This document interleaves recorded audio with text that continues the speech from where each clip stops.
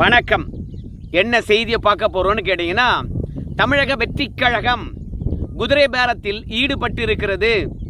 தேர்தல் ஆணையத்தில் விஜயை சிக்க வைத்த திருமாவளவன் ஒரு பேட்டி அளித்திருக்கின்றார். தமிழக வெற்றிக் கழகத்தை அப்படியே புரட்டி போட்டிருக்குது.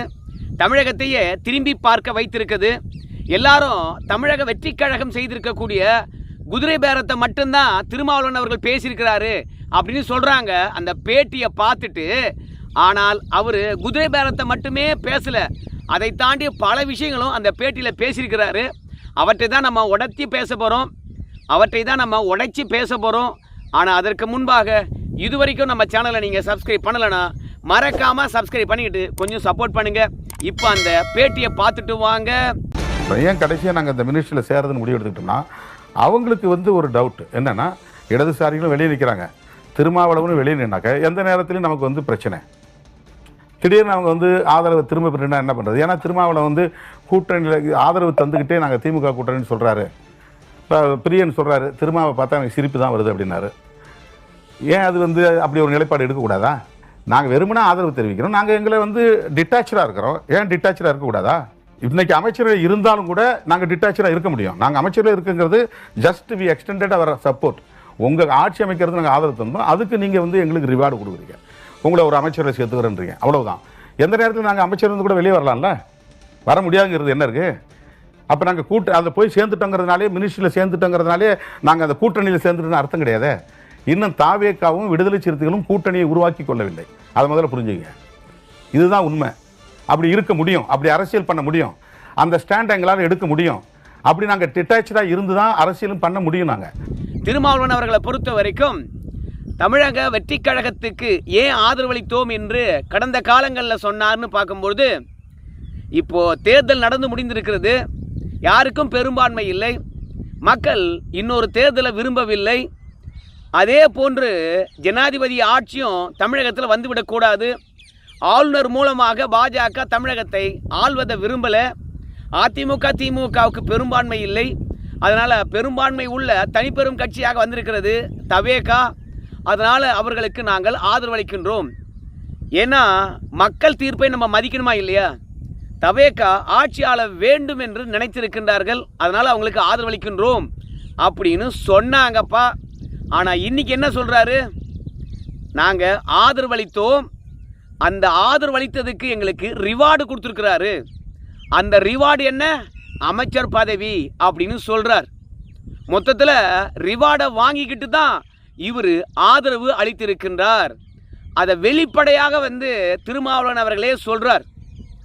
அதாவது பணம் மட்டும்தான் குதிரை பேரம் அப்படின்னு எல்லாரும் நினச்சிங்கன்னா தவறு. ஆனால் ஆசை வார்த்தை காட்டி எந்த வாக்குறுதி கொடுத்தாலும், வெறும் வாக்குறுதி மட்டுமே கொடுத்தா கூட அது குதிரை பேரம் தான். இப்போது அமைச்சர் பதவியே ரிவார்டாக கொடுத்துருக்கிறாருன்னா அப்போது குதிரை பேரம் நடந்திருக்கிறது. எனக்கு நீ ஆதரவளித்தாய் என்றால் உனக்கு நான் அமைச்சர் பதவி தருவேன், அப்போ எங்களுக்கு நீங்கள் ஆதரவளிக்கணும் அப்படின்னு ஏற்கனவே பேரம் பேசி தான் இந்த ஆட்சி அமைந்திருக்கிறது அப்படின்னு திருமாவளவன் அவர்கள் வெளிப்படையாக சொல்கிறாங்க. இந்த குதிரை பேரத்தை பற்றி தான் நிறைய பேரும் பேசிட்டு இருக்கிறாங்க. எந்தவித எதிர்பார்ப்பும் இல்லாமல் வெளியிலிருந்து ஆதரவு தருகின்றோம் என்று சொன்ன திருமாவளவன் அவர்கள் ரிவார்டு வாங்கிக்கிட்டு தான் இப்போ இன்னைக்கு ஆதரவளித்திருக்கின்றார். அதனால் தேர்தல் ஆணையத்தை பொறுத்த வரைக்கும் சில வாக்குறுதிகள் கொடுத்தாவே அது குதிரை பேரம் என்கின்ற பொழுது, அமைச்சர் பதவியே ரிவார்டாக கிடைச்சிது அப்படின்னும் பொழுது இந்த தவேக அரசாங்கமானது குதிரை பேரத்தில் ஈடுபட்டிருப்பது தெளிவாகிறது. இப்போ விஜயை தேர்தல் ஆணையத்தில் சிக்க வைத்திருக்கின்றார். இப்போ தேர்தல் ஆணையமானது களமிறங்குமா அப்படின்னு கேட்டிங்கன்னா, தேர்தல் ஆணையம் களமிறங்க வேண்டும் என்றால் எதிர்க்கட்சிகள் போயிட்டு திருமாவளவன் அவர்கள் தந்த பேட்டியை கொண்டு போய் புகாரை அளிக்கணும். அந்த புகாரின் அடிப்படையில் தேர்தல் ஆணையமானது களமிறங்கிச்சுன்னா, திருமாவளவன் அவர்களுடைய வீட்டுக்கு விஜய் அவர்கள் வர்றதுக்கு முன்பாக சோபா வந்திருப்பார். அந்த சோபாவும் என்னன்னு பார்ப்பாங்க. ஓஹோ, அமைச்சர் பதவியே ரிவார்டாக தான் கிடைச்சதா அப்படின்னு சொல்லிட்டு இந்த ஆட்சி குதிரை பேர ஆட்சி தான் என்று சொல்லிட்டு அதை டிஸ்மிஸ் பண்ணவும் வாய்ப்பு இருக்கிறது. அதாவது நல்ல முதிர்ச்சி அடைந்த தலைவர், 35 ஆண்டு காலமாக அரசியல் களத்தில் இருக்கிறவர், தெரிந்து தான் எந்த ஒரு வார்த்தையாக இருந்தாலும் பேசணும், இல்லை யோசித்து தான் பேசணும். ஆனால் திருமாவளவனை பொறுத்த வரைக்கும் சாதாரணமாக வார்த்தை விட மாட்டார். அவருக்கு ஆங்கிலம் வந்து பார்த்திங்கன்னா தெரியாதவும் இல்லை. அதாவது எங்களை பொறுத்த வரைக்கும் ஒரு கட்சிக்கு ஆதரவளிக்கின்றோம் என்றால் விலகி நின்று வெளியிலிருந்து கூட ஆதரவளிப்போம், நாங்கள் இன்னொரு கூட்டணியில் இருந்து கொண்டு கூட ஆதரவளிப்போம் அப்படின்னு சொல்ல வருகின்ற பொழுது டிட்டாச்சிடு அப்படின்னு சொல்கிறார். ஆங்கில வார்த்தையை சரியாக தான் பயன்படுத்துகின்றார். ஆனால் அமைச்சர் பதவி ஏன் கிடச்சிது? நாங்கள் ஆதரவளித்தோம், எங்களுக்கு ரிவார்டு கொடுத்துருக்காரு அப்படின்னு தெளிவாக சொல்கிறாரு. அப்போது பல பேரை ஆசை வார்த்தை காட்டி தான் ஆதரவாக வாங்கியிருக்கிறாரு விஜய். அப்போ குதிரை பேரம் என்பது நல்லா தெரிஞ்சு போச்சு. தேர்தல் ஆணையம் என்ன நடவடிக்கை எடுக்க போகுது அப்படின்னு நமக்கு தெரியல. தேர்தல் ஆணையத்துக்கிட்ட போய் யார் புகார் அளிக்க போகிறாங்கன்னு தெரியல. ஆனால் புகார் அளிப்பதற்கு ஒரு துணிச்சல் தான் வேணும். ஏன்னா இந்த புகார் திருமாவளவனுக்கு எதிரானது கிடையாது, ஆனால் தவேக அரசாங்கத்துக்கு எதிரானது. தூய ஆட்சி தருவோம் அப்படின்னு சொல்லிக்கிட்டு எல்லார்கிட்டையும் வந்து வாக்குறுதி கொடுத்து குதிரை பேரத்தை நிகழ்த்தி இந்த ஆட்சி ஓடிக்கிட்டு இருக்கிறது. அதனால் திருமாவளவன் பேட்டியளித்ததுனால அந்த வார்த்தையை கொண்டுகிட்டு போய் நாம் தேர்தல் ஆணையத்தில் புகார் அளித்தோம் என்றால் அது திருமாவளவனுக்கு எதிராக செயல்படுற மாதிரி நினைக்கக்கூடாது. தவேக ஆட்சி தரங்கட்ட ஆட்சி, குதிரை பேர ஆட்சி, அதை நாம் தேர்தல் ஆணையம் வரைக்கும் கொண்டு போகிறோம் அப்படின்றது தான் கலை யதார்த்தமாக இருக்கணும். யார் கொண்டு போக போகிறாங்கன்னு தெரியல. தவேகாவால் அதிகம் பாதிப்படைந்தது வந்து அதிமுக தான். அவங்க தான் குதிரை பேரத்தை வெளிப்படையாக ஒத்துக்கொண்டு இருக்கக்கூடிய திருமாவளவனுடைய பேட்டியை கொண்டு போய் தேர்தல் ஆணையத்தில் கொடுக்கணும். கொடுப்பாங்களா அப்படின்றத கொஞ்சம் பொறுத்து பார்க்கலாம். அப்புறம் அந்த பேட்டியில் திருமாவளவன் அவர்கள் இன்னொரு விஷயத்தையும் அழுத்தம் திருத்தமாக சொல்கிறாரு. என்ன தெரியுமா? அந்த வீடியோனுடைய பின்னாடியே கூர்ந்து கவனிச்சிங்கன்னா, நாங்கள் வெளியிலிருந்து ஆதரவளித்தா விலகி சென்று விடுவோம் அப்படின்னு நினைக்கிறீங்க. ஆனால் அப்படி கிடையாது விஜய். நாங்கள் அமைச்சரவையில் இடம் பெற்றிருந்தாலும் சரி, அமைச்சரவையிலிருந்து வெளியேறிவிட்டு கூட்டணியும் நாங்கள் இல்லை. ஏன்னா தவேகாவுக்கு வந்து ஆதரவளித்திருப்பதனாலும் அமைச்சர் பதவி பெற்றதுனாலும் நாங்கள் அந்த கூட்டணியில் சேர்ந்து விட்டதாக எல்லோரும் நினைக்கிறாங்க. நாங்கள் கூட்டணியிலே இல்லை. அதனால் நாங்கள் அமைச்சரவையிலிருந்து வெளியேறி எப்போது வேண்டுமானாலும் எங்களுடைய ஆதரவை வாபஸ் பெறுவோம் அப்படின்னு திருமாவளவன் அவர்கள் சொல்கிறார். இதன் மூலமாக விஜய்க்கு என்ன சொல்ல வர்றாருன்னு கேட்டிங்கன்னா, திமுக எப்போ கட்டளையிட்டாலும் சரி ஆதரவை வாபஸ் வாங்கிடுவோம். நாங்கள் எங்களை நம்ப வேண்டாம், மாற்று ஏற்பாட்டுக்கு நீ தயாராகு. நீ வன்னியரசு அவர்களை வந்து அமைச்சராகிட்ட, அதனால் நாங்கள் 5 வருஷம் அப்படியே உனக்கு ஆதரவளிப்போம் அப்படின்னு நினைக்காத. எப்பொழுது வேண்டுமானாலும் நாங்கள் ஆதரவை வாபஸ் பெறுவோம், எங்களை நம்பாத, வேற ஒரு மாற்று வேலையை பாரு அப்படின்னு விஜய் அவர்களுக்கு செய்தி சொல்கிற மாதிரி இருக்குது திருமாவளவன் அவர்கள். இல்லை திடீர்னு எப்போ வேண்டுமானாலும் ஆதரவை வாபஸ் பெறுவோம் அப்படின்னு திருமாவளவன் அவர்கள் சொல்ல வேண்டிய கட்டாயம் என்ன? அப்போது விஜய்கிட்ட இருந்து அமைச்சர் பதவியை தாண்டி வேற ஏதோ ஒன்று எதிர்பார்க்கின்றார். அது மட்டும் கிடையாது, தவேகாவுக்கு ஆதரவளிச்சாச்சு, அமைச்சர்கள் இடம்பெற்றாச்சு, ஆனால் கூட்டணியில் இல்லை அப்படின்னு சொல்கிறார். ஏன் கூட்டணியில் இல்லை அப்படின்னும் பொழுது இந்த உள்ளாட்சி தேர்தல் வரும். அந்த உள்ளாட்சி தேர்தலில் தொகுதி உடன்பாடு ஏற்பட்டால் மட்டும்தான் கூட்டணி. இல்லை என்றால் உள்ளாட்சி தேர்தலில் வெயிட்டாக திமுக கவனிக்குதுன்னு வச்சுங்களேன், அங்கே போய் அட்டாச் ஆகிடுவார். அப்புறம் தவேக அரசாங்கமானது தள்ளாட்டம் தான்.